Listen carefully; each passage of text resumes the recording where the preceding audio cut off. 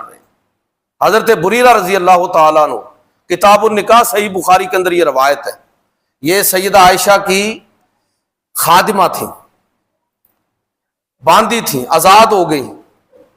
جب تک آزاد نہیں تھیں مرضی نہیں تھی، جب آزاد ہو گئی تو حق حاصل ہو گیا کہ چاہیں تو اپنے نکاح کو باقی رکھیں اور چاہیں تو باقی نہ رکھیں۔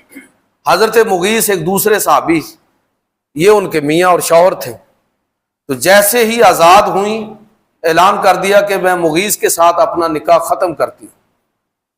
حضرت مغیث جو تھے وہ ان سے بڑی محبت رکھتے تھے، انہوں نے بتھیرے ترلے لیے کہ آپ اس نکاح کو ختم نہ کریں۔ سیدہ عائشہ سے سفارش کی، حضور صلی اللہ علیہ وسلم کے پاس چلے گئے، یا رسول اللہ آپ میری سفارش کریں، بریرہ کو کہیے کہ وہ اس نکاح کو باقی رکھیں۔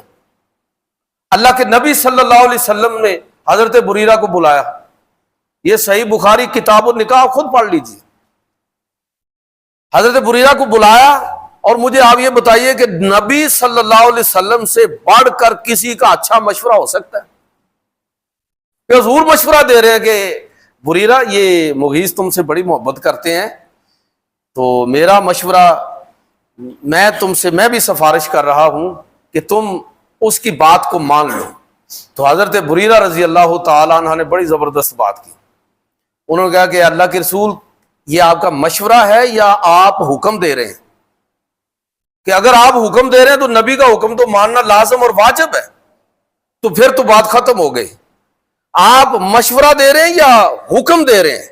نبی صلی اللہ علیہ وسلم فرمایا کہ میں حکم نہیں دے رہا، حضور بھی جانتے تھے کہ یہ حق میرا نہیں ہے، یہ اس کا حق ہے کہ چاہے تو اس تعلق کو باقی رکھے اور چاہے تو ختم کر دے۔ فرمایا میں حکم نہیں دے رہا، مشورہ دے رہا ہوں، اتنا اچھا مشورہ۔